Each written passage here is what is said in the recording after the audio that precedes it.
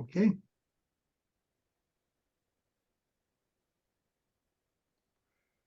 Mike, I guess when you want to go, you can go ahead. All righty.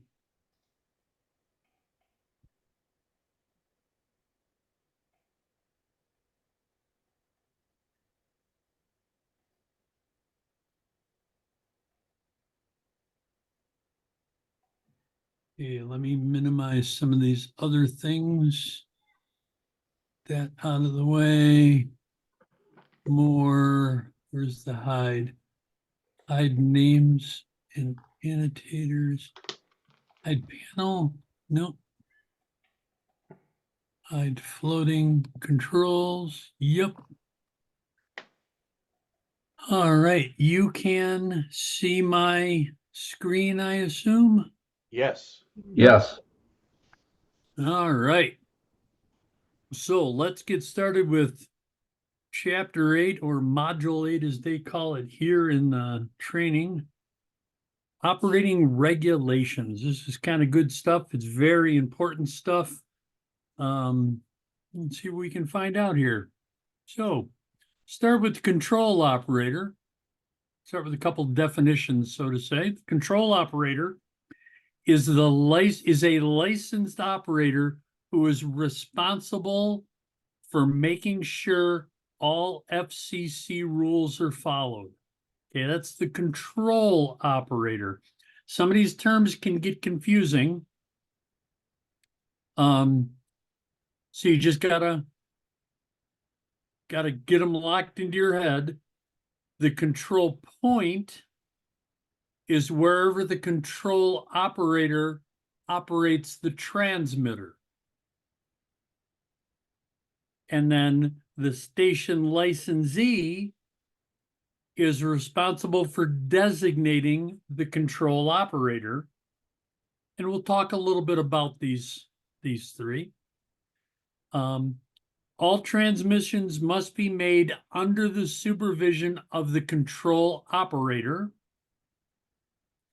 And the control point can be remotely located and connected by phone lines, the internet, or a radio link. So, and like I said, we'll talk about those other things in just a little bit. But I'm going to ask questions as we go through, as I often like to do. When may an amateur station transmit without a control operator? That's never. Always must be, always has to have a control operator.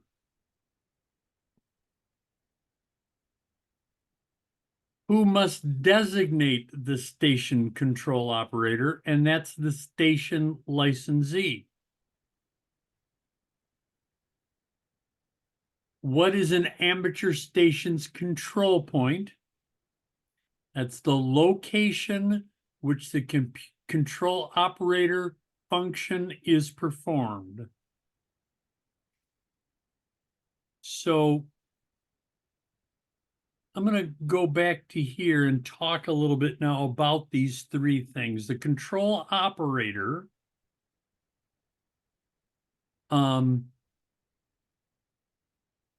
they're responsible for the rules. The control operator is the guy who's pushing the button on the microphone and making the transmission. And whoever's doing that needs to make sure that the FCC rules are followed. We're going to get into a little later, we're going to talk about allowing someone else to talk on your station, licensed or not. And we'll talk a little bit about why the control operator is responsible for those FCC rules being followed, and why the station licensee is also responsible there. So the station licensee, okay, I'm sitting at my house in my ham shack with my radios and my microphones in front of me. This is my station, and I'm the licensee of this station here. And so if you come to my house, I can designate you as the control operator. Basically, I can say, yeah, you can use my radio. As the licensee, I am partially responsible for what goes through that microphone. If you do not have a license, I'm mostly responsible for what goes through that microphone. But if you have a license and you're speaking on the microphone at my house, you are responsible, and so am I. And here's why that's important. If I'm at my house and I let you use my radio and you break the law, and let's say you're a good friend of mine and you're here every week and you have a problem, you have a potty mouth, and you swear quite often, and you do it on the microphone. That's against the law. You're not allowed to swear according to FCC rules on the air. So you come to my house and I let you use my station and you regularly swear. If someone's trying to find where this person is at, who's breaking the law, and they got their Yagi antenna out, and let's say they are with the FCC because we've had lots of complaints. And so the FCC's got their Yagi antenna out and they know it's someplace around here and they're searching and they find the house. It's my house. It's my location. It's my station that you are swearing on. I'm going to get in trouble too. Okay, so if it's your station in your house, you are as responsible as the person who's talking on the microphone. So just an important point to make there, to designate those pieces of that piece of the law there. Privileges and guest operating. One of the things that I liked about doing in-person classes, which I've only been a student in, but as an instructor, I'll bet our other instructors here have many times enjoyed this evening. We probably would have brought in a bunch of little handheld radios, and each one of you would have gotten a chance to transmit.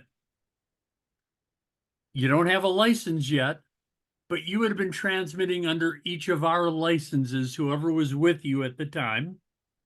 We would have broken off into separate parts of the building or the school or wherever we were at, so we weren't near each other, and you guys had talked to each other a little bit.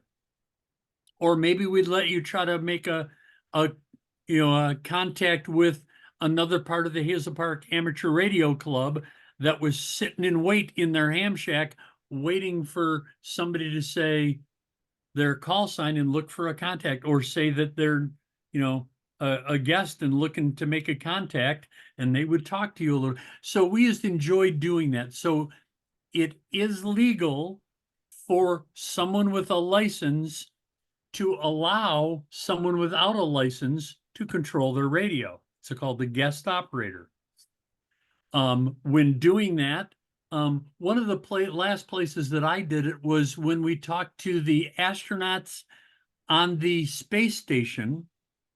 We had about, I'm going to guess, 20 students, 20 high school students. Each one of them was able to take the microphone in their hand and talk to that astronaut on the International Space Station and ask a question, and the astronaut answered back. And so that was called third-party traffic, and you would announce that as the licensee. I would, one of the ways of doing it is saying N8VDZ, that's my call sign, N8VDZ, third-party traffic about to transmit. Or you could say guest operator about to transmit, and then I hand you the microphone and you can talk to whoever's out there and hold a conversation with them. Now, again, following the rules every 10 minutes, I think we say this later in this class, but I don't know if we've said it before, but every 10 minutes or at the end of the transmission, you need to use your call sign. So every 10 minutes, I got to take that microphone back from you and I got to give my call sign and I can hand it back to you. And I would say again, third-party traffic or guest operator. And, I could allow you to talk on that microphone. So it's a pretty cool way if you got kids, grandkids, neighbors, whatever, and you want to show them not only is it cool, but it's easy. You can talk to somebody in another country, or you can talk to somebody, on the other side of the city, real easily, and just have a lot of fun, make new friends, with this license. It's really cool, and other people can join us in our hobby. A lot of people have brought their kids into the hobby, by doing that. And it's just a kind of a cool thing. Now, some of the important things you need to remember is if I give you the microphone and allow you to be a guest operator, I cannot leave the room. Once I leave the room, it would be illegal for you to speak. Okay, I have to be in the room.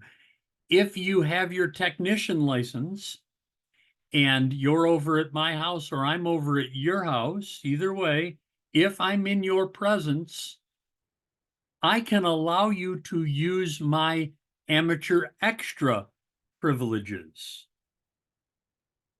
So you can speak on virtually any frequency that that a US license will allow. But if I leave the room, you're back to a technician immediately. Okay, so keep those things in mind. We have every year there's a thing called Field Day that happens all over the world, and it's where amateur radio operators take their rigs literally out into the field. We go to a campground. A lot of people go to parks, and they set their equipment up and just try to make contacts for 24 hours straight. It's kind of an emergency preparedness kind of thing, but it's just, a lot of people just do it for fun. We set up in, big antenna rigs, and we just have a lot of fun. And in doing so, if somebody does not have their license, we invite people, hey, come on over here. We have this radio set up just for you. You don't have your license, but I'm here. You can use my license and you can talk on the radio. And, we make contacts with people and let those people make contacts wherever we can. So it's kind of a cool privilege to be able to do and to share with other people. But the responsibility, again, is on the licensee. So if you this person has a potty mouth, just say, hey, just, let's talk on the mic, but you can't swear. It's against the law. So just keep the language down, just let them know, and take that responsibility and let them go.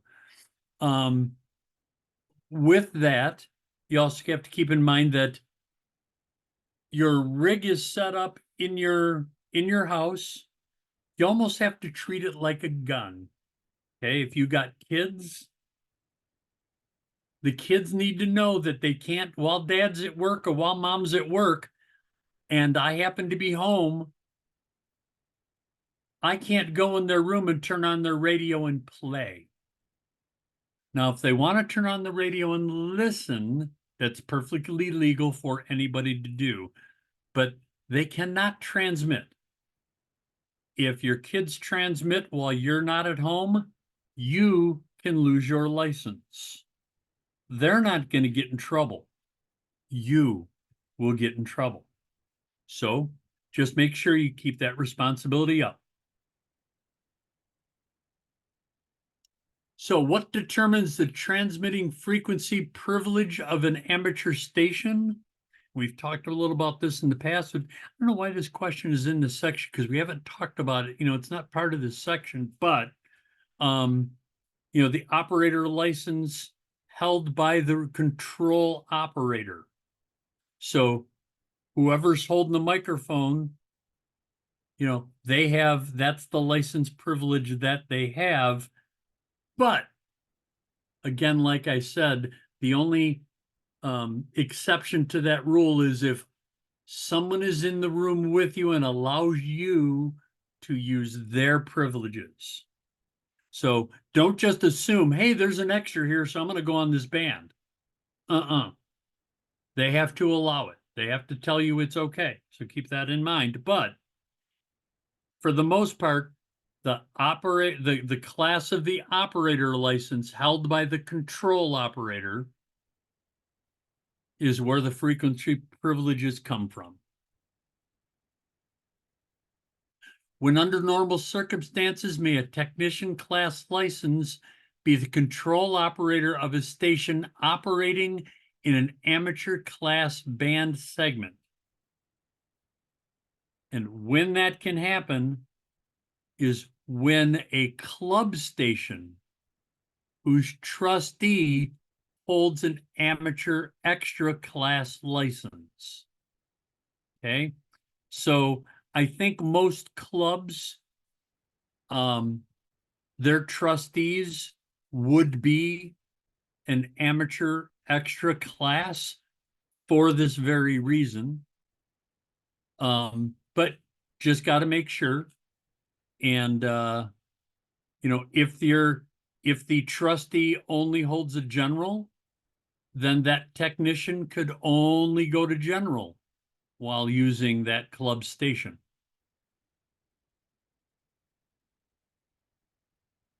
When a control operator is not the station licensee, who is responsible for proper operation of the station? And like we said, that's the control operator and the station licensee.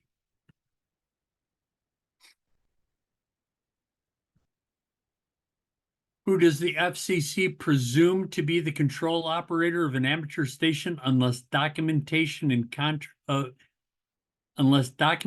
to the contrary is in the station records? And that's the station licensee.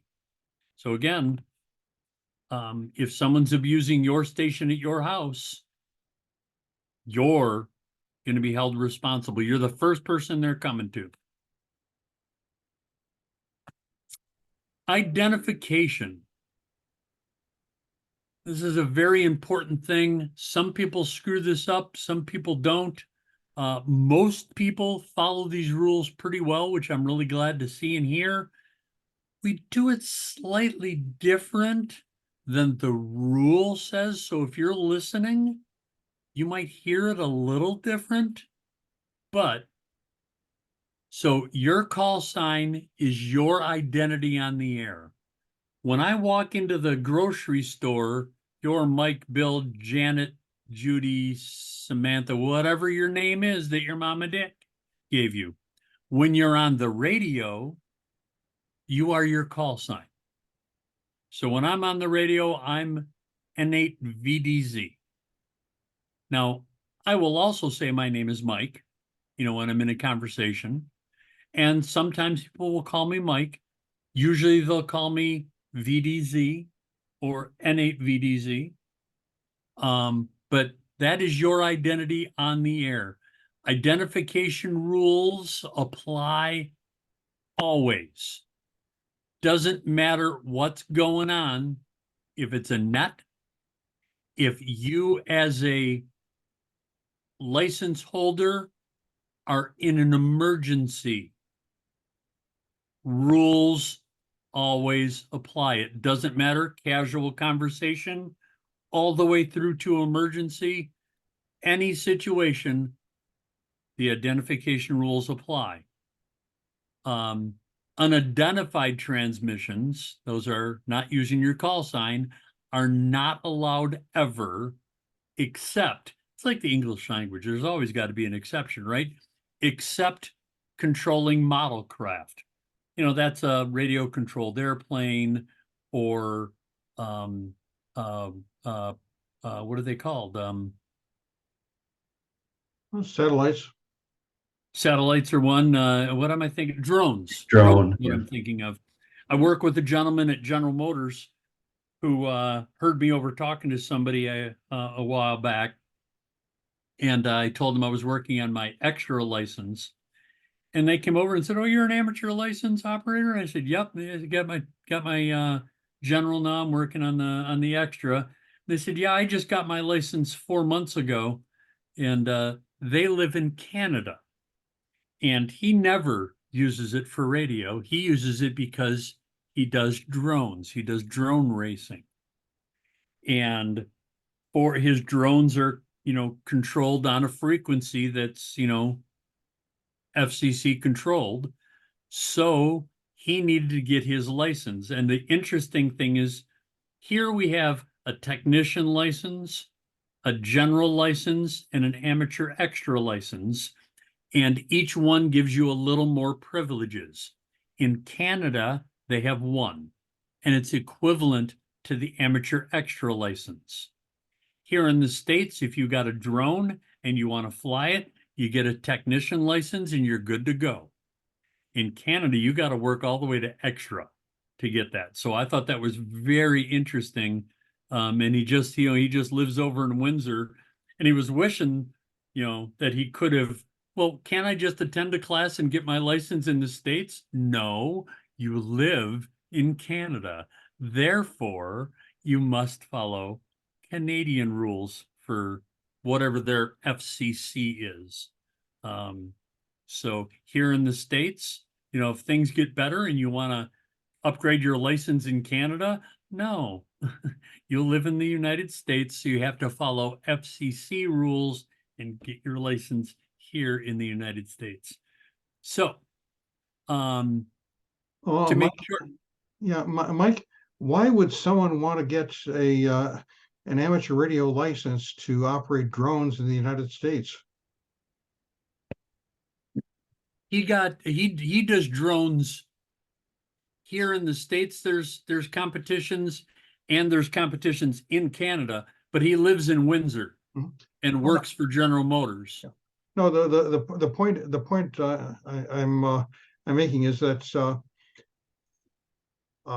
most of the drone frequencies you don't need a license for, but there are some frequencies that you can control a drone in that fall right into a ham radio band, and if you don't have a license, you can't use them. Which means, and whatever he's doing, he yeah, needed. if there's a big contest or something like that, everybody's going to be crowded on those other frequencies, so he has less chance of being jammed. Yep. So, yeah. So, let's see. To make short transmissions, to test an antenna or make adjustments to your radio, just state your call sign. What some people like to do is they like to key up and don't say anything, and listen for the repeater signal. It's called ka-chunking. It's called ka-chunking. And you shouldn't do that. And part of the reason you shouldn't do it is because it's annoying. There are a lot of people who just monitor and listen. They listen to other people's conversations. I often do it when I'm working from home. I'll turn my radio on to either the Hazel Park frequency or the Warren repeater, KA8WYN repeater, and I'll just listen to other people talking. It's kind of like listening to AM radio to me. Only most people are talking about the hobby. And so, while I'm doing work, I'm kind of listening with one ear about the hobby. And when people just ka-chunk, I hear it, but there's nobody talking. And it's just kind of annoying. So don't do that. If you want to test something, just say innate VDZ testing.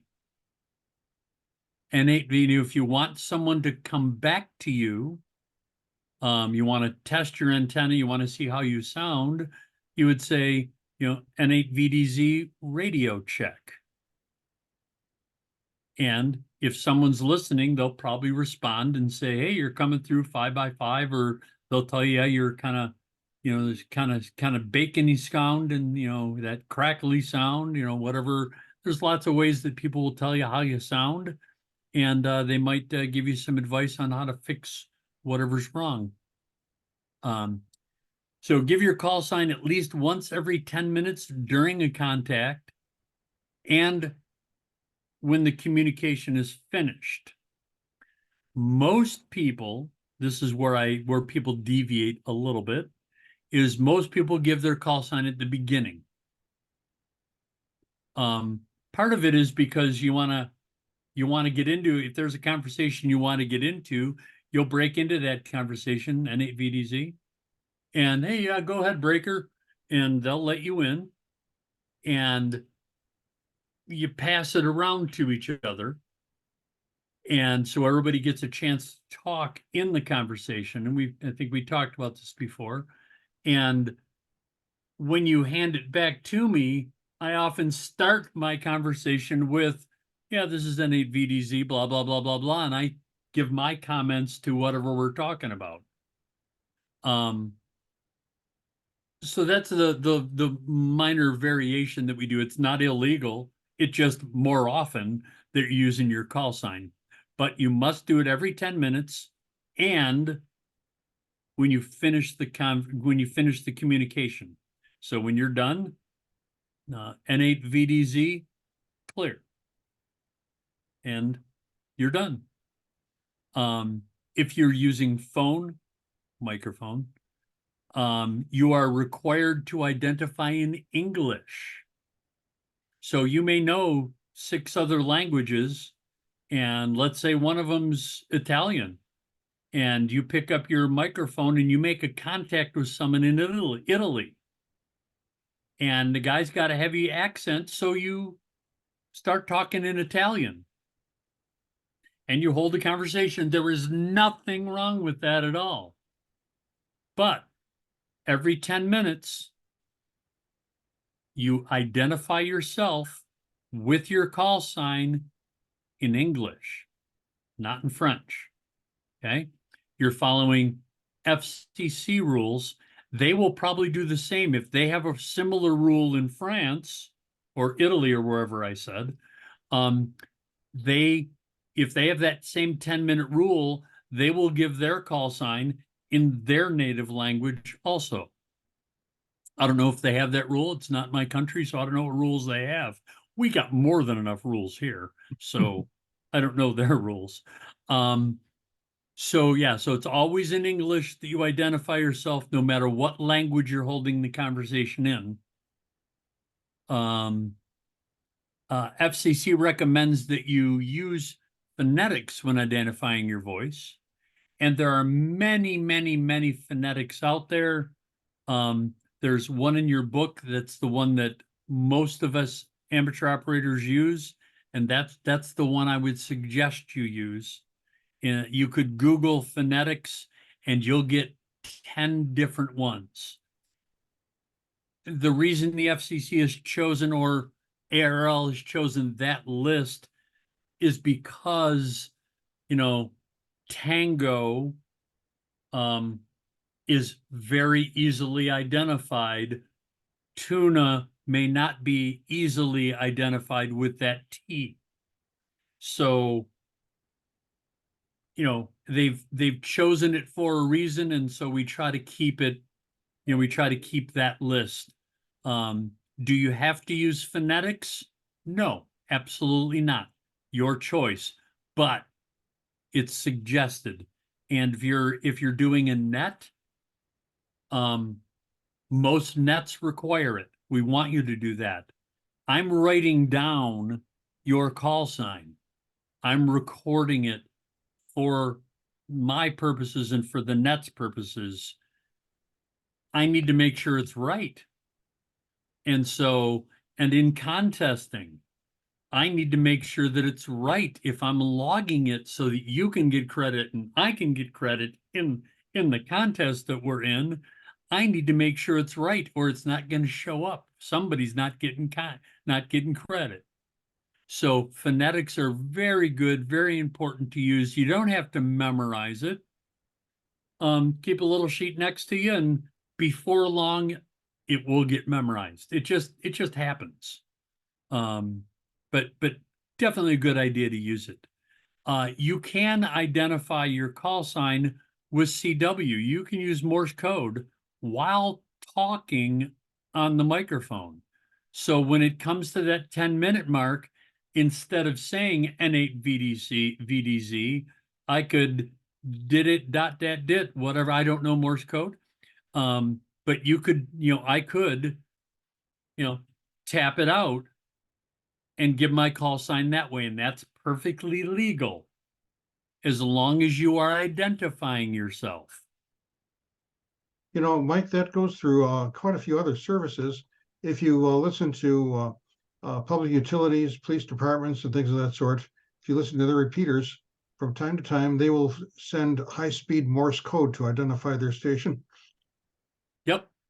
Yeah, most of the repeaters, if you listen to the Hazel Park Amateur Radio Club's repeater, through the hour, they have recordings of members, past and present, saying, "Hi, this is Mike. Welcome to the Dart repeater."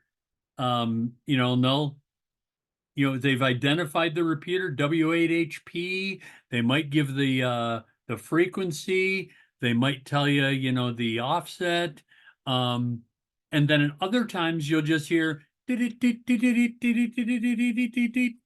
and that's the station identifying itself with Morse code. So lots of different ways to do it. Just got to make sure you do it. What do the FCC rules state regarding use of phonetic alphabet for a station identification in amateur service? And it's only encouraged. It's just encouraged, but it is highly encouraged.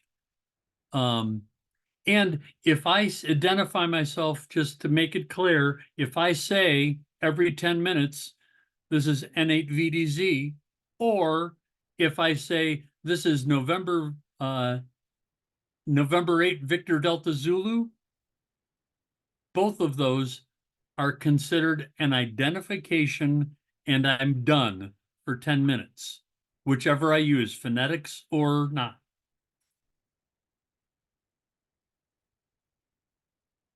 When may an amateur station transmit without identifying on the air?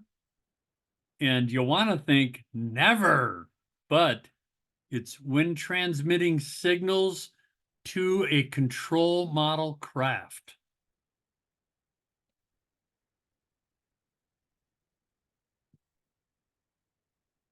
When are you required to transmit your assigned call sign? Excuse me. And this is one of those ones you're just going to have to memorize at least every 10 minutes during and at the end of the communication. So it's every 10 minutes and at the end.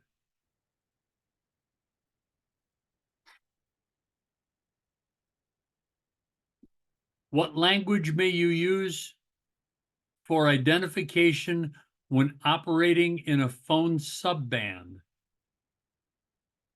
And I don't know why they say what language may you use, because it really should be must you use, but it's English.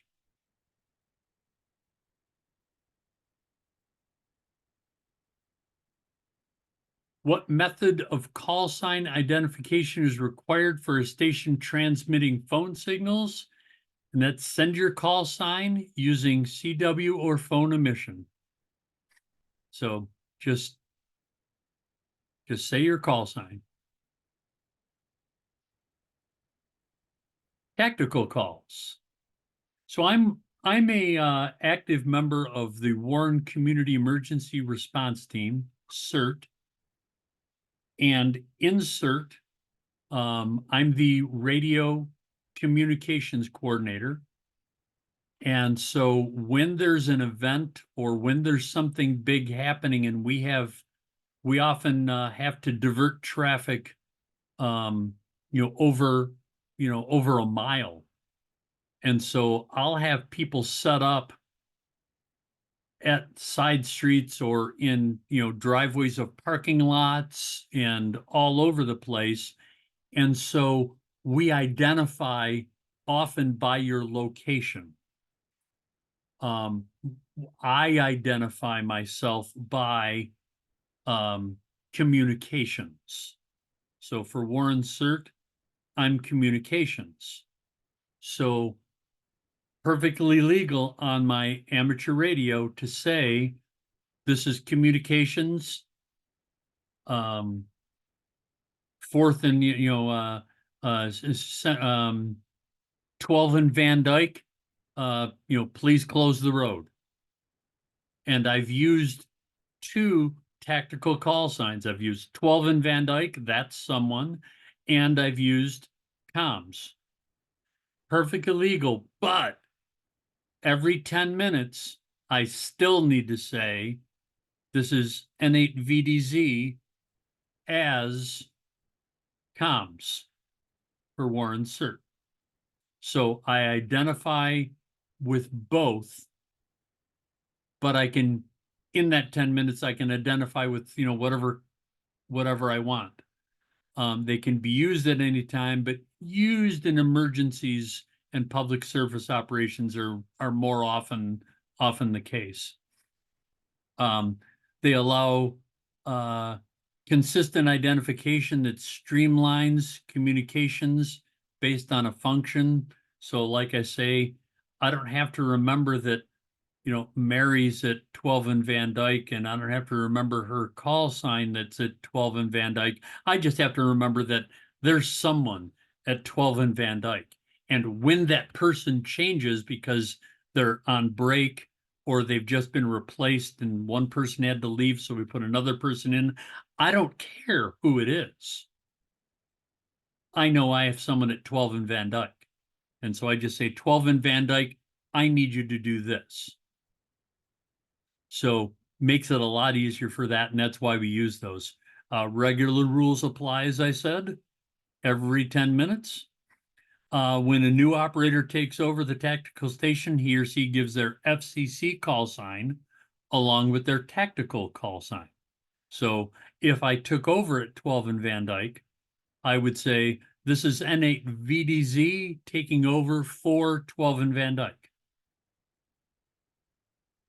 And they would know that I'm there at 12 and Van Dyke now, and we'd be good to go.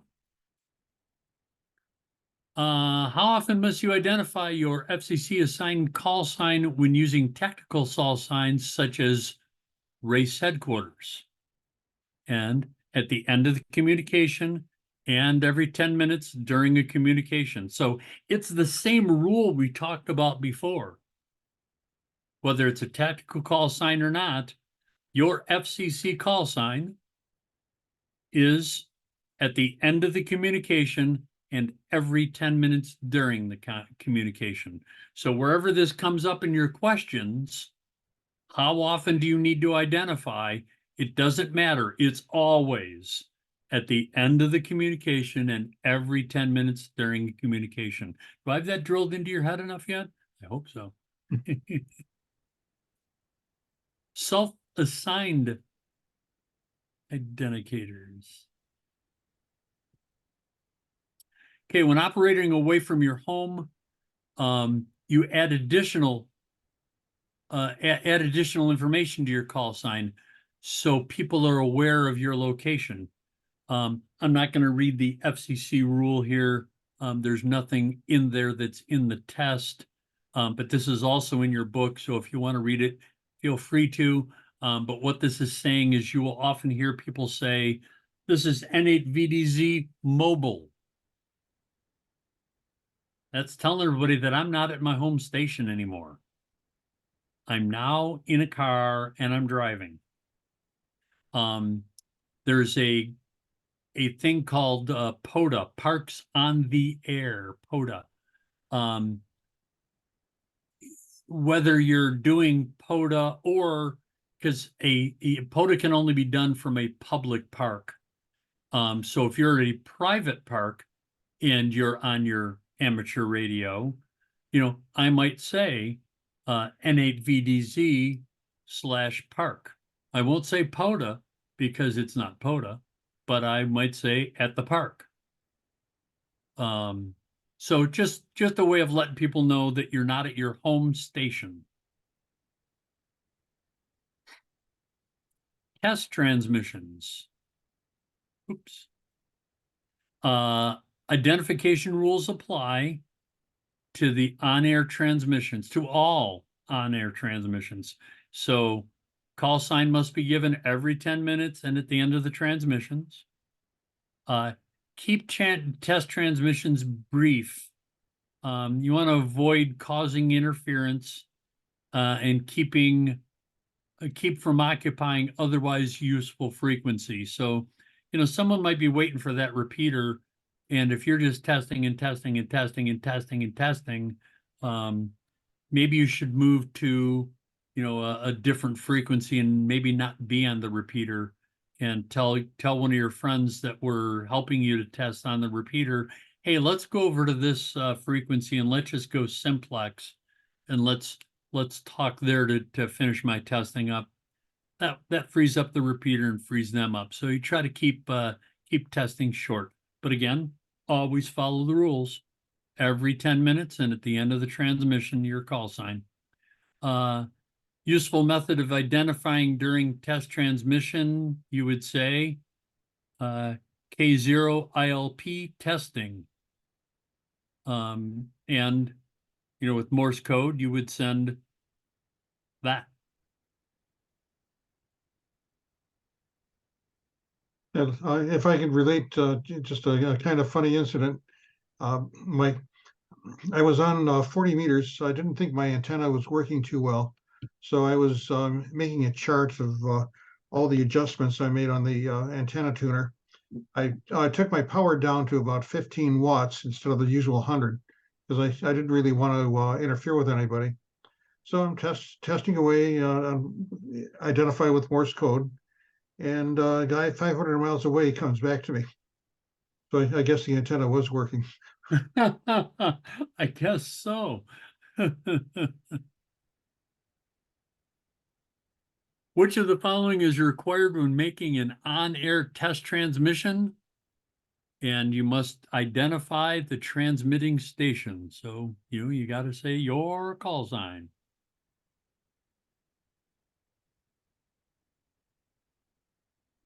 Interference. Interference is caused by noise and by signals. Interference from natural sources or unintentionally radiated signals from appliances, industrial equipment, and computing equipment is called QRN. We talked about those Q signals before. Interference from nearby signals is called QRM. Harmful interference is a transmission signal that seriously degrades, obstructs, or interrupts communications of a regulated service. Now, in that, no one has an absolute right to any frequency. Okay, everybody has the right to every frequency, within the FCC rules of where your privilege is. But if someone's talking on a frequency, they have the right to be there. And if you were meeting your buddy there and someone's already there, you would probably break in, tell them you want to contact your buddy real quick so that you can move to a different frequency. They'll let you break in. You'll contact your friend and say, hey, let's go to such and such frequency. Thank the guys for allowing you to break in and let them have that frequency back. Willful interference is intentionally creating harmful interference, and it is never allowed. So if someone has made you mad for whatever, I've heard people argue on the radio before. It happens. People say things that other people don't like, maybe political, maybe religious, maybe they're just an annoying person. But if they make you mad, and when they try to transmit, you have more, you have more power coming out of your, they're only doing 20 watts, and you got 100 watts coming out of your radio. So you're going to key up while they try to talk. That's illegal. That's not allowed. You shouldn't do it. Do not let your anger make you do things like that. If someone's making you mad, walk away. If everybody on the frequency, if you got a bunch of friends and you got a way to just text everybody and say, hey, let's go over to this frequency, and you leave that person that's annoying on the frequency you were, they'll get the message soon enough. They're getting left alone in all these conversations. No one is saying goodbye. No one is wishing them 73s. No one, they're just gone. Wait, I thought we had a conversation going here. Nope. You were acting like a jerk, and everybody said good. Everybody just left you. See ya. So they'll get the message. Don't let them make you mad and make you break the law. Don't do it. Third-party communications. We talked a little about this already. A ham radio is frequently used to send messages on behalf of unlicensed persons or organizations. Third-party communication is defined as a message from an amateur station control operator to another amateur station control operator on behalf of another person. The other person is the third party. Now, there's two ways of doing that. One way is my wife is sitting next to me in the room and says, hey, Mike, can you tell so-and-so this for me? And so I say to whoever I'm talking to, hey, my wife Cosette says this to you. That's a third-party communication. Or I can hand the microphone, I can say, prepare for third-party communication, and I can hand the microphone to Cosette and say, go ahead, tell him yourself. And she's using my license and talking. Either way, it's third-party traffic. You cannot, we've talked about this before, you cannot make money doing this. So whether it's a legal deal or, I know we talked a little bit before about some unscrupulous illegal deals, but even if it's legal, you can't do it. If someone says to me, hey, you know what? I got a buddy over in England, and instead of me calling him on my cell phone, my minutes are running out. I don't want to. Can you just talk to him on your radio and set up this deal? I'll give you $25. I'm making $50 profit on it. I'll give you 25 of it if you'll set up this deal with me on your radio. Can't do it. You've just broken the law. You cannot be paid for doing that. Now, there's no reason that you can't, well, I'm not sure of the legalities of me making a business deal on the radio, though, because I know there's rules on that too. I got to look that up.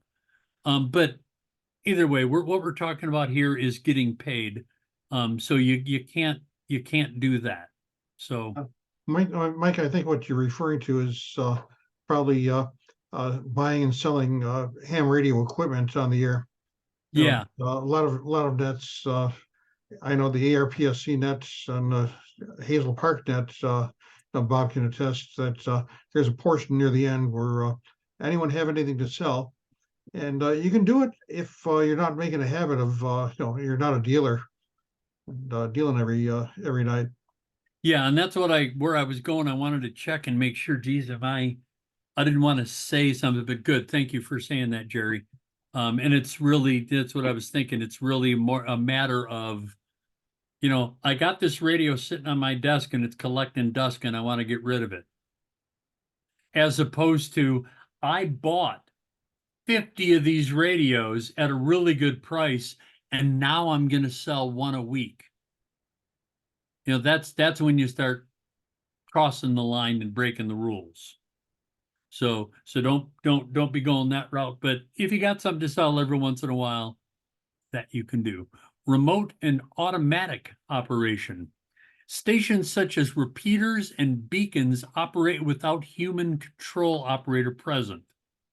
They must be operated in compliance with FCC rules, no matter where the control point is located. So a repeater, which, as we talked about before, someone sends a signal to it, it takes that signal and retransmits your signal with more power on a different frequency out to the world. So it is transmitting. It is a control, a control operator, but it's not a human.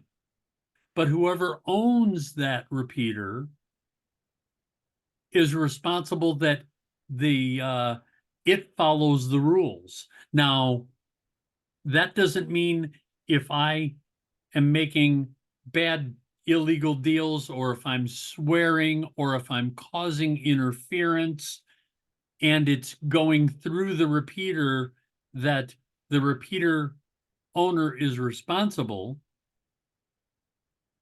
They're not responsible for me. But I do know that I have heard stories of repeater operators who have had problems with people, so they shut their repeater down for 15 minutes. Get that person off my repeater, and then they fire it back up and things are back to okay. But the repeater itself can cause interference. And the repeater owner is responsible for that interference. So they have to address that. They can't just let it happen. So they have to follow the FCC rules, even though there's not a human there present all the time doing it. Local control, the control operator is physically present at the transmitter. Remote operation, the control point is located away from the transmitter. Control operator operates the transmitter indirectly via some kind of control link. Control operator must be present at the control point during all transmissions. So things like remote operations of a satellite station. I'm kind of hard for me to be on that satellite station floating in space, especially when that satellite station is about the size of my laptop. So I need to be down here.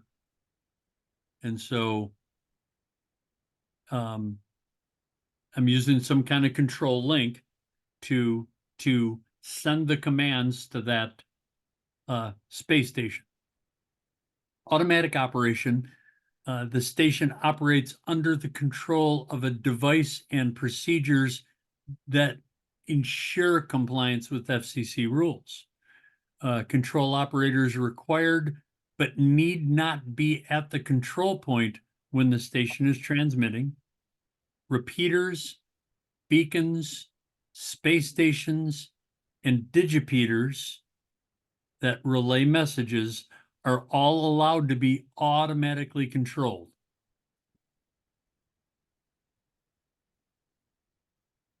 Responsibilities, no matter what type of control is asserted, the station must operate in compliance with FCC rules at all times. So whatever whoever, however, you gotta follow the rules. Repeater owners must install the necessary equipment and procedures for automatic control that ensures the repeater operates in compliance with FCC rules. Now, as you guys are, just working on your technician license, you may be thinking, as I was thinking, repeaters. Those are people that are way beyond me. You know what? They're really not. You might have your technician license for 6 months and start learning more and go, gee, I want to put a, I'm living here and I found out my local rules, my rules of the city that I live in will allow me to put up a 50-foot tower. I'm gonna put up there's no repeater in my area. I'm gonna put up a repeater. It may not take you long to get to that point. There's a knowledge level that you need to do it, but anything can be learned. And most of the stuff we do as amateur radio operators, we learn by doing it. So there's no reason why a year from today you couldn't be putting up a repeater on your property. There's no reason at all. So part of the reason why you need this is important stuff, this is cool stuff for you to know. And you don't have to be an amateur extra to put up a repeater. A technician can put up a repeater just as easily as an amateur, as a amateur extra can. So all you got to do is follow the rules of the FCC. Even if a repeater is on remote control, repeater users are still responsible for proper operation via the repeater. So again, you've heard me say it a bunch of times today already. Gotta follow the rules. Prohibited transmission, 4 types of prohibited communications. Unidentified transmissions, we talked about that. That's not saying your call sign. False or deceptive signals. If you're using someone else's call sign, that's illegal and just wrong. Shouldn't do that. Oh, there's a character who actually he was a ham radio operator up around Bay City, Saginaw area, and he was imitating vessels in distress. Called out the What? Coast Guard, called out the Coast Guard a couple of times. This happened in the last 2 years. They catch him? They caught him. Excellent. Yeah, I don't know if he still has a license now. Well, I'll bet he doesn't. Mm-hmm. Yeah, that's just not cool. Yeah. And yep, false distress or emergency signals, can't do it, don't do it. It's like calling 911 just to see if it works. Don't do it, it works. And obscene or indecent speech. Your moral levels let you decide what is indecent, but my moral levels are going to be what reports you to the FCC. So just keep that in mind. It's the listener's moral level that's really deciding what's indecent. So I think most people are pretty good with, being decent and not using obscene language and, just being good people. And so I don't, that's not usually a problem, but you just need to be careful. Crude jokes should be avoided. Stuff like that. Keep that stuff for the bar, for the break room at work.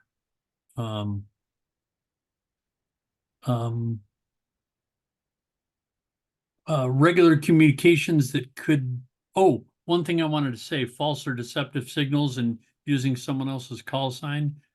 You will be surprised, or maybe you won't be surprised, but you'd be surprised at how easy it is to identify people by the sound of their voice. And I have heard that I have a pretty unique sounding voice. Well, it sounds like a voice to me. But there's I hear people talking and I know who they are immediately. And so if someone said they were N8REL and they sounded like me, I'm sorry. That, most people are going to know if I say I'm N8REL, most people are going to know immediately that I'm lying, that I'm using Bob's call sign. So you're not going to get away with it, even if you try, 99 times out of 100. Regular communications that could reasonably be performed through some other radio service are prohibited, such as directing boat traffic that should be done on marine or VHF channels. Another great example, you got your handheld radio in your hand and you have your telephone in your pocket and there's a major car accident. People are hurt. Don't use your amateur radio and say, emergency, emergency, emergency. Can someone help me? Pull out your phone and dial 911. Okay? Use the reasonable tool to perform the service that's needed. Now,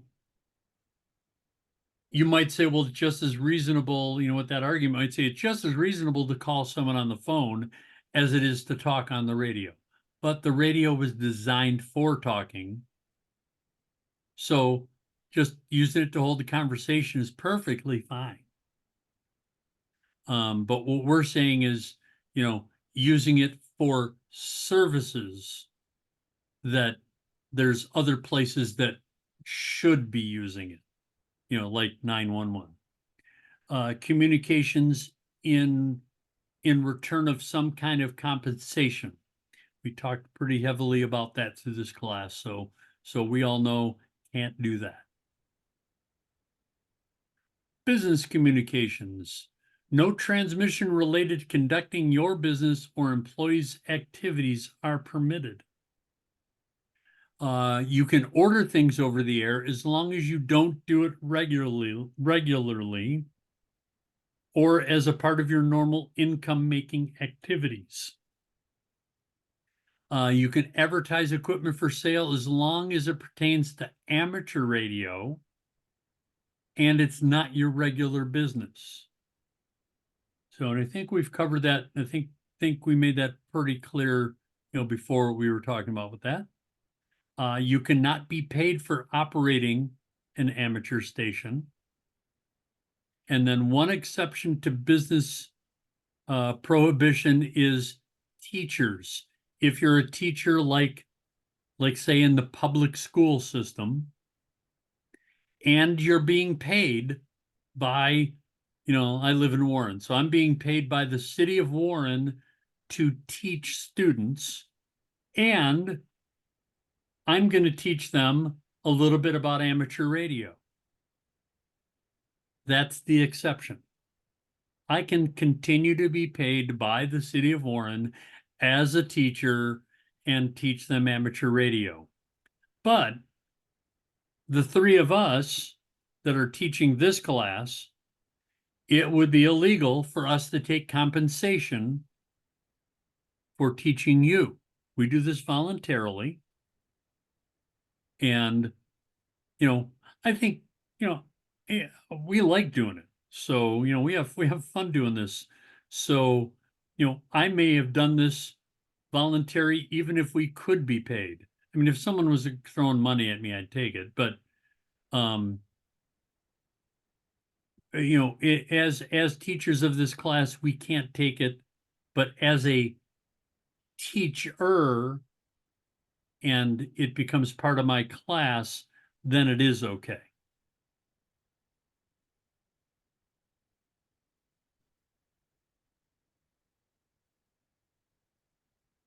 Oh, and there is one other exception to that rule that I just, learned in a class I just recently took.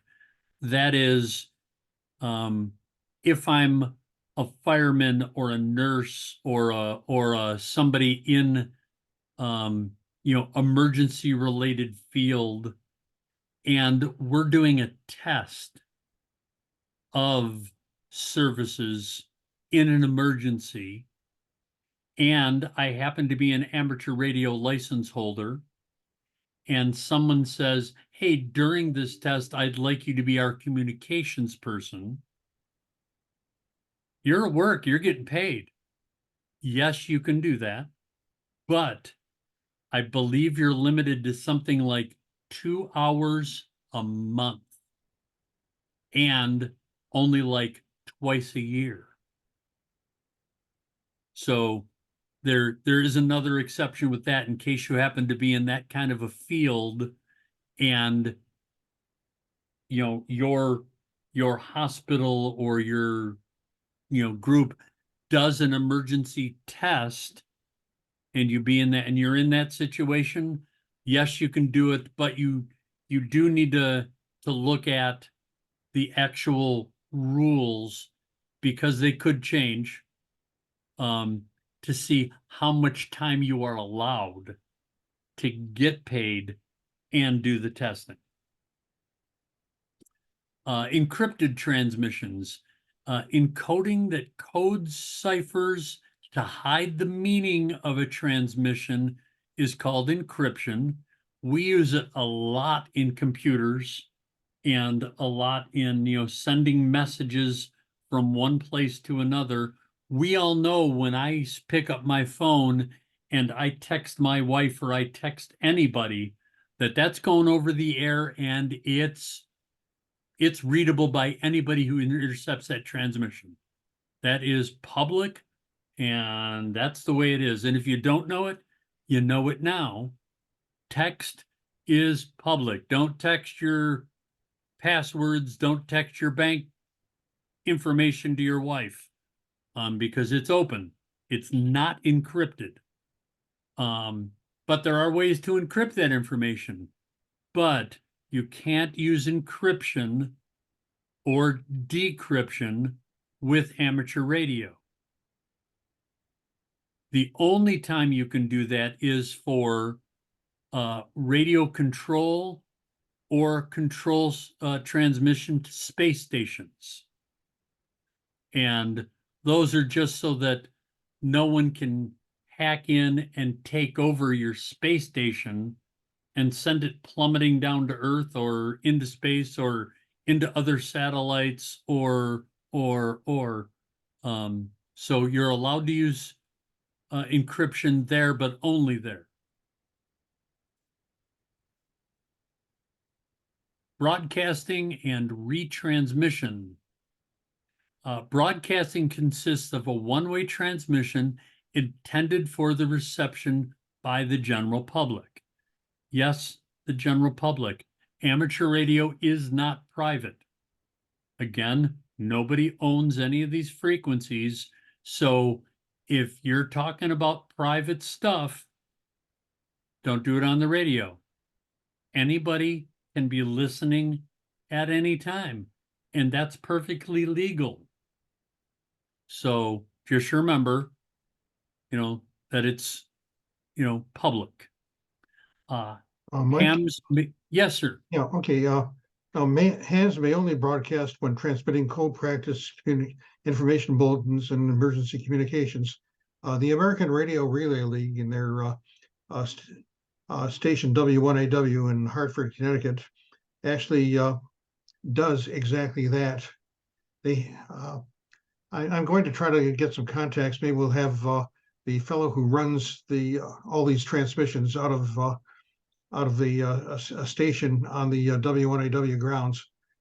He's got a whole bunch of transmitters and amplifiers, big antennas, and things of that sort.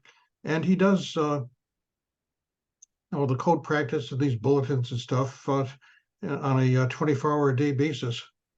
And if you latch on to either the ARRL website or a copy of QST magazine, they have all the frequencies and the time schedules.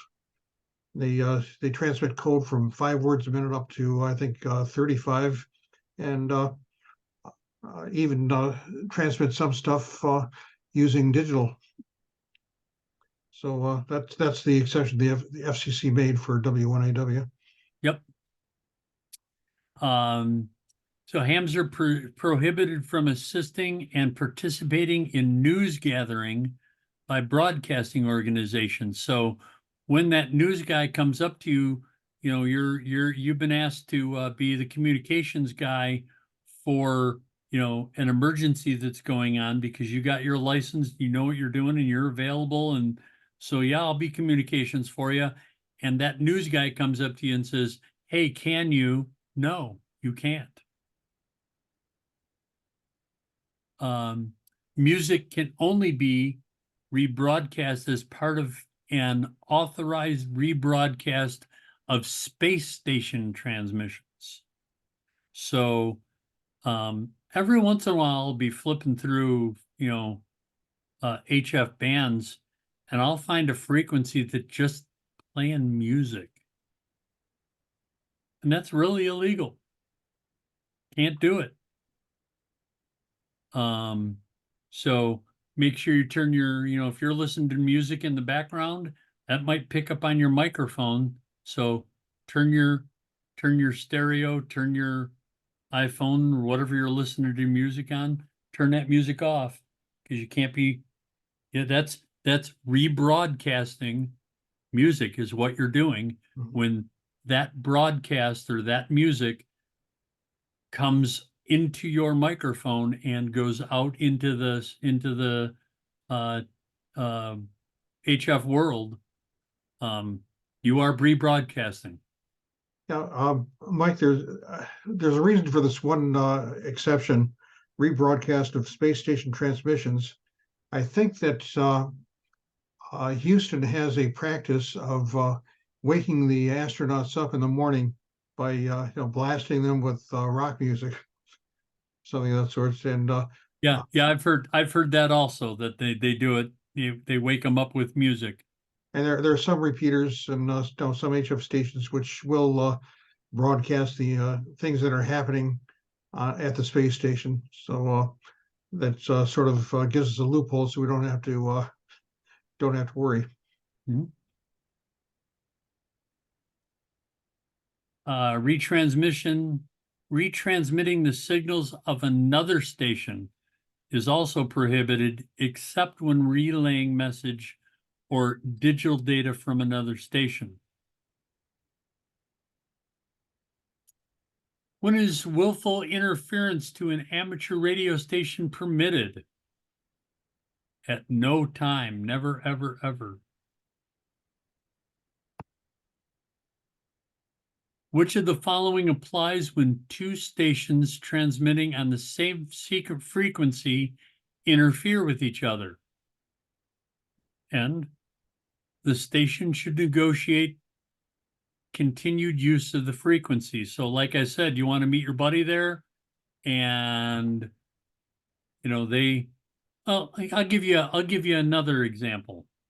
Warren Cert has a net that runs the second and fourth Mondays at 8:30 at night. We do not own the frequency 443,550, but that's where we run our net. The owner of the repeater, KAWIN, has given us permission to, from 8:30 on, however long we last, to run our net. At 8:24, I noticed there was still a conversation going on that had been going on for about 40 minutes. So what do I do? Well, I know what I do. I break into the conversation N8 VDZ. And I wait for them to let me break in. And then I say, hey guys, been listening to your conversation out there, but I don't want to break up your conversation, but we have a net that starts in about 4 minutes. And they immediately said, okay, hey, we're out of here. Thank you very much for letting us know. And so we negotiated. Now, if they said, we're having a good conversation here, we want to continue. Well, my net may not happen. Now, that's going to make the repeater owner pretty mad at them. But legally, the frequency's there. So you negotiate the use of the frequency. Somebody has to go someplace else, and that's okay. Or they can join in on the net. That's perfectly legal too. So, which of the following restrictions apply when non-licensed person is allowed to speak to a foreign station using a station under control of a licensed amateur operator? The foreign station must be in a country in which the U.S. has a third-party agreement. Now, this question is here, and I don't know why it's here because we haven't talked about this, I don't think, but there are third-party agreements that allow or disallow third-party communications from happening.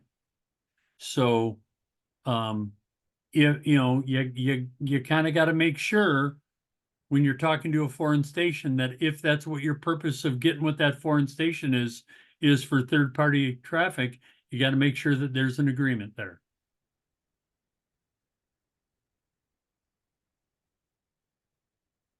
What is the definition of third-party communication?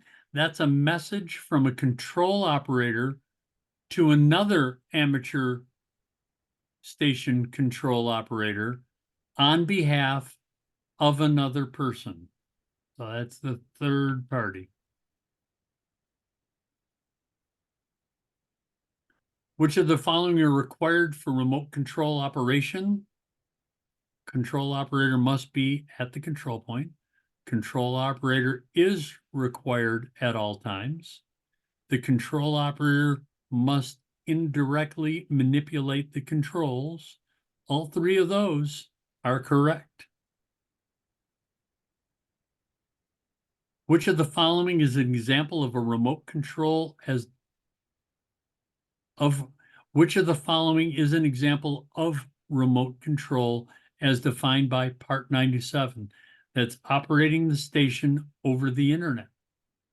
A repeater station is not remote control. Controlling a model aircraft, boat, or plane. We might call that remote control, but it's in amateur radio, that's not really remote control. And so as soon as you know one of these is not right, you know D is wrong. So operating over the internet is remote control. Who is accountable if a repeater inadvertently transmits a communication that violates the FCC rules? And that's the control operator of the originating station. So whoever broke the law is the one that is responsible, not the repeater owner. Okay, well, one thing I should mention, Hazel Park Amateur Radio Club has 2 repeaters, and the one that we use the most, the 2-meter one, actually has people assigned to be control operators, so they monitor the operations even in the middle of the night. I know that John A8UU has the controls the control point, and he can turn off the repeater if someone starts getting too frisky.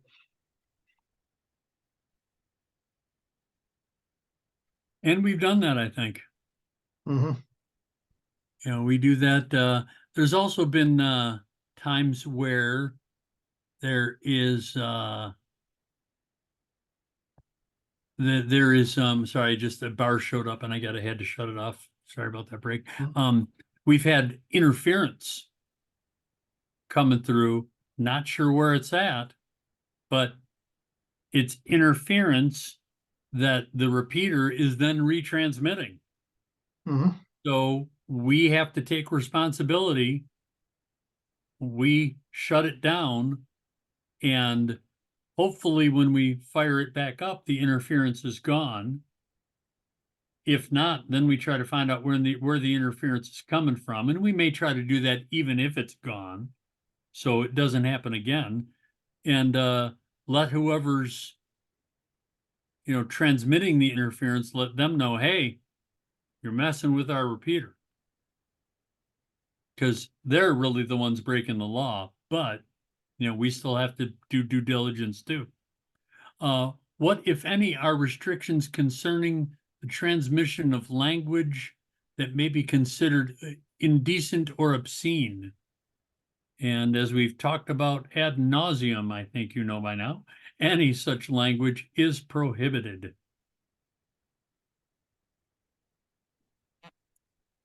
When may amateur radio operators use their stations to notify other amateurs of the availability of equipment for sale or trade?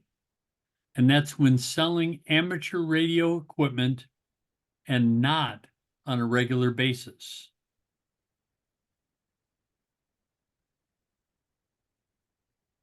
Which of the following circumstances may the control operator of an amateur station receive compensation for operating that station?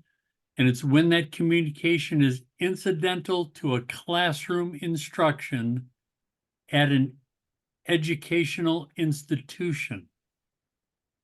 So that's those 2 points are important. A classroom instruction and an educational institution. This is a classroom instruction, but it's not an educational institution. So keep those 2 pieces in there and you'll get that one right.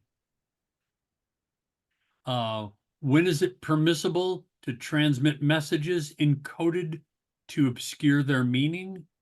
And that's only when transmitting control commands to space stations or radio control craft.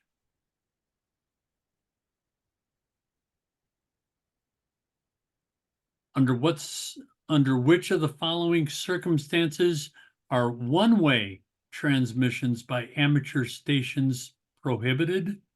That's broadcasting.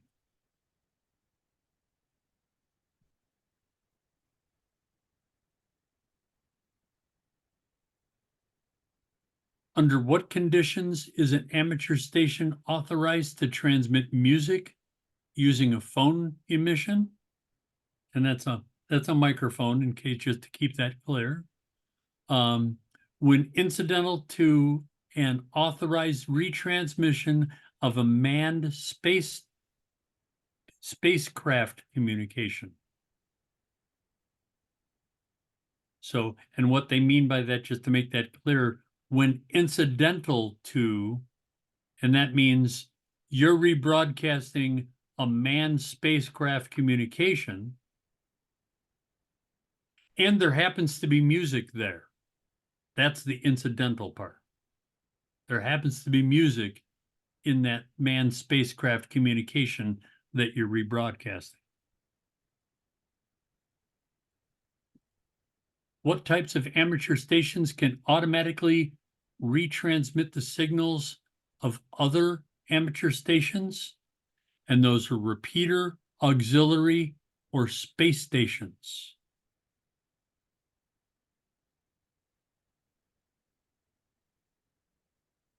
When may amateur stations transmit information in support of broadcasting, programming production, or news gathering, assuming no other means are available?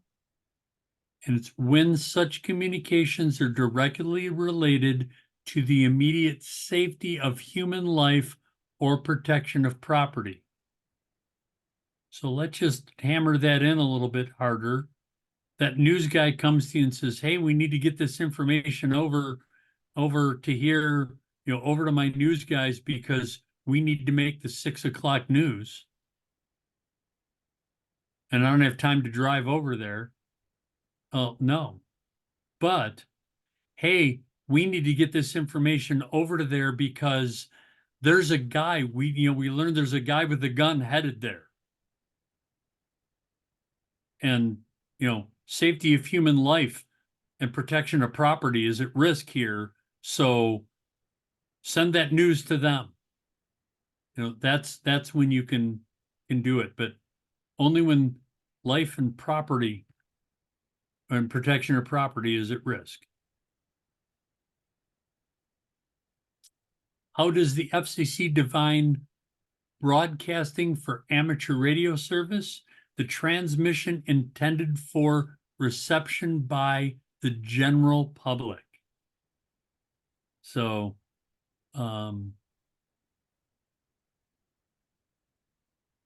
like we've told you before, until you get your license, you can't transmit, but you can listen all you want.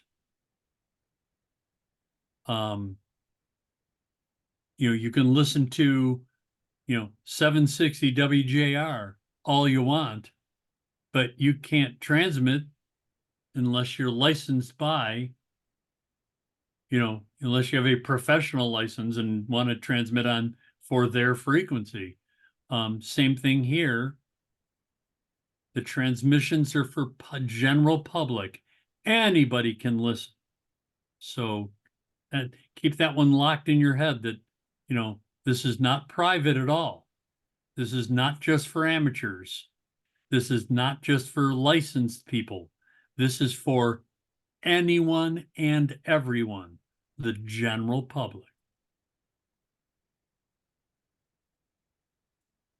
And we are done with this module. So let's go. Let me stop sharing here. Go to here.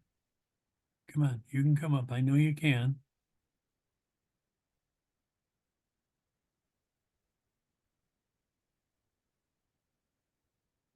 Why does it always do this to me?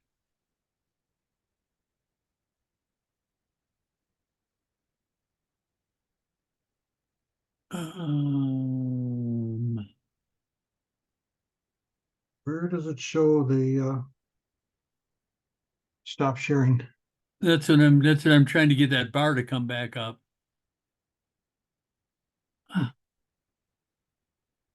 There we go.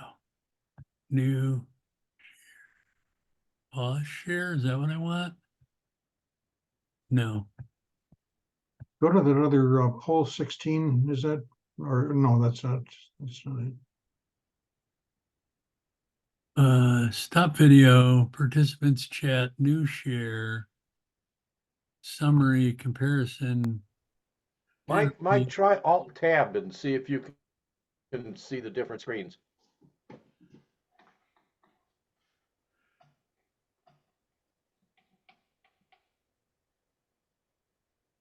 Yeah, none of them are meeting. I got this bar up here, and if I can get the other bar to come up.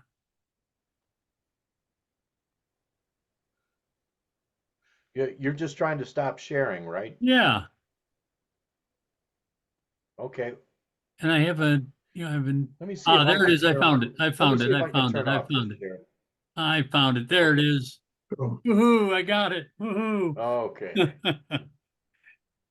I live in, at GM, we use Teams, and I live in Teams all day long. So I know exactly where all that stuff's at.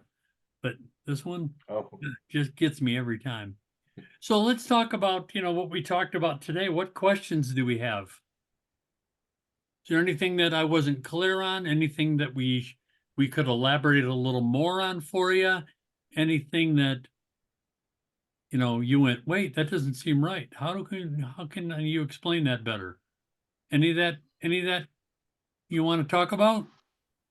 And you are all on mute, it looks like, so don't remember to unmute yourself if you got a question. Well, I was just wondering, Mike, the This is John. So the station control, the control location can be the same, or the controller can be the same as the licensee. When you're operating right now, for instance, you'd be both the control operator and the licensee. It's Right. when you separate the two that those other various requirements come into play. Right. Right. Okay. Yeah. So if you come to my house, and I hand you the microphone and allow you to talk, you become the control operator. Right. I'm no longer the control operator, but I'm still the licensee Right. of this station. Whether you have a license or not, I'm the licensee of this station. Okay. Other questions?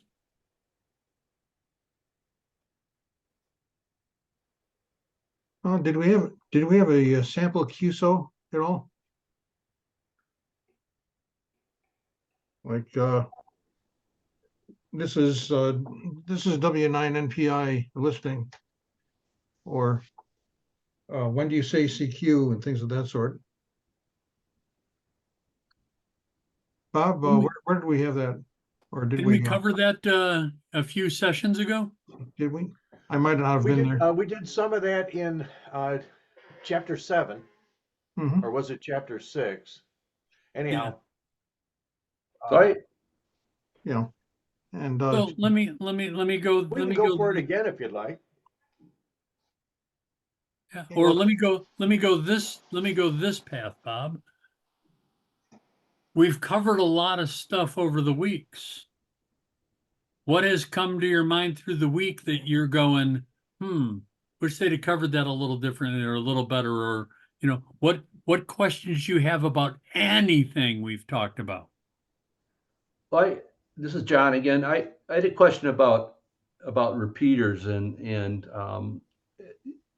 setting up my station. I've got an ICOM 7300, Nice. and with the repeater, there's the frequency that you transmit to the repeater, and then there's a frequency that comes back to you. How do you set your Okay, on a 90, transceiver up to deal with that? yeah, on a 9700, or did you say 7300, right? 7300, yeah. Okay, so on a 7300, you're going to find very, very, very few repeaters, if any, on 6 meters. because but there's not a lot of people talking. Is there a lot of people talking on 6 meter? Livonia has a repeater that's active. Do they? Mhm. Okay, I'm gonna have to get that antenna up.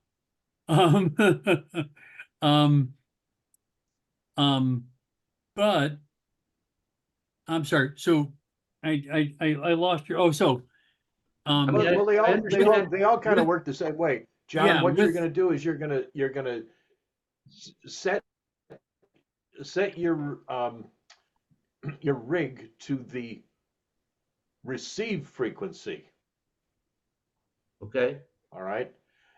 So you're going to set the frequency to the frequency that you listen on, and then somewhere in your setup, you set up your offset shift, and that will take you down to the transmit frequency. Okay. All right. So so those things are all listed, like you can look them up and online or something. well, different and a frequencies. lot of that stuff, and I'm looking at mine right now because I got a 7300 sitting right in front of me. And if I go to function,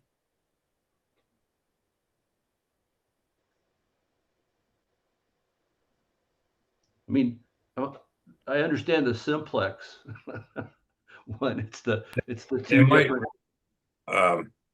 it's, let's see, offset. Oh, they might refer to it as a split. This, Right. I don't know that, Rick, for sure, but if you want to split your receive VCO for transmit, it just might have a different semantics to it. yeah, and I know that you can Google a lot of this stuff for how this works. And preamp Okay. box IP plus, I don't know what Yeah, IP plus the is. Livonia, Okay, this book is pretty neat. It has a lot of good tips on how to set up the 7300. And I have an old repeater directory, and I'm only seeing the Livonia. Well, there's a Lake Angeles and Livonia repeaters in this area. And what you'd have to do is follow the manual and set up the transmit and receive frequencies at Livonia receives, you receive 51.84, and you would transmit at 51.34. And you'd also have to go into the menu and put in a PL or CTCSS of 100 to be able to get the thing to respond to you. And oh, you can. Where are you located, John? How far from Livonia are you? I'm in Ann Arbor. Okay, you could. It might be a stretch, but if you put it in your attic, you might be able to hit it. Okay.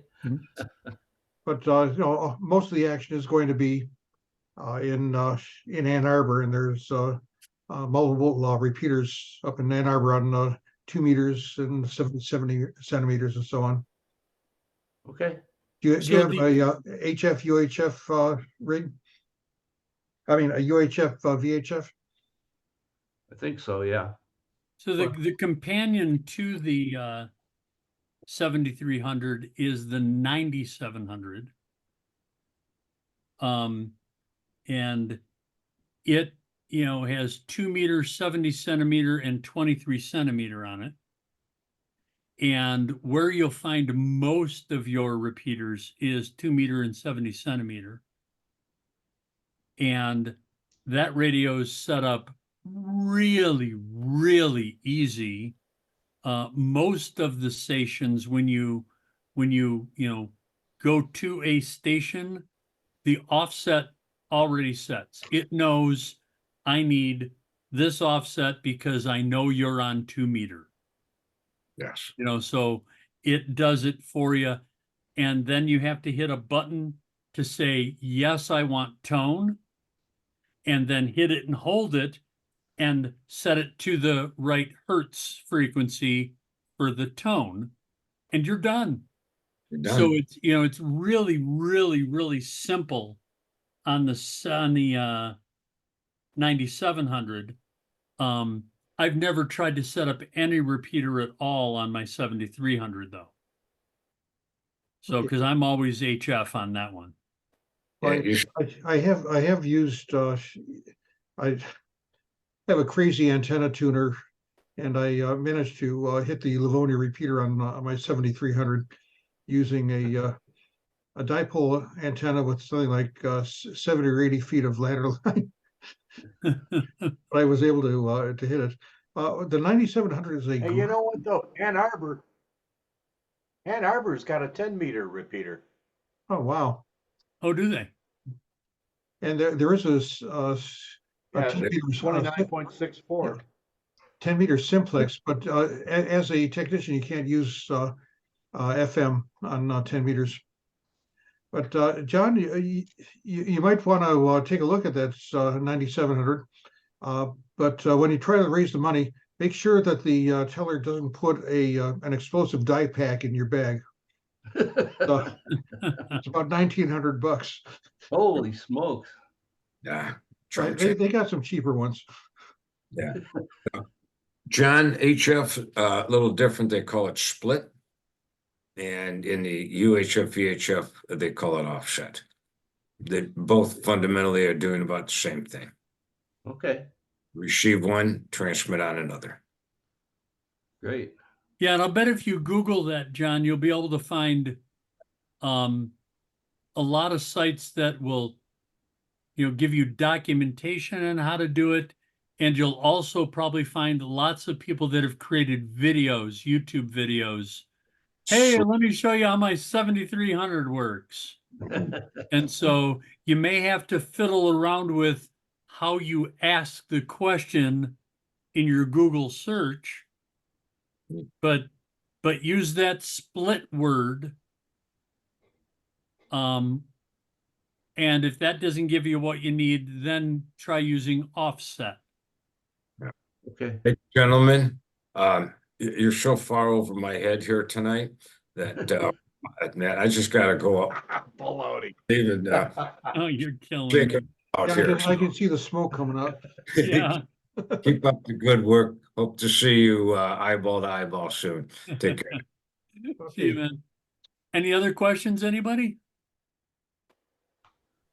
Okay, well, you know, we do have a radio club meeting coming up on, Wednesday, the 13th. Yep. And there's a guy who's threatening to come to the meeting. He's a specialist in ground radar. So I don't know what he's maybe looking for pipes or something of that sort. He said it's part of his job, but he wants to get into the ham radio. And I said, you'll have to get used to working in vacuum and bouncing off the ionosphere, not just penetrating the ground. Yeah. So we might have a good time. We have Okay. one more class, Bob? Yep, one more. Next week Mhm. is going to Okay. be basically it's safety. That's not a that's not a big chapter either. So we'll be able to do some review if you'd like, if anyone would like. So Yeah, Yeah, the only excellent. anyhow, so that's going to be it for tonight, boys and girls. okay. I'm going to turn off So the recorder.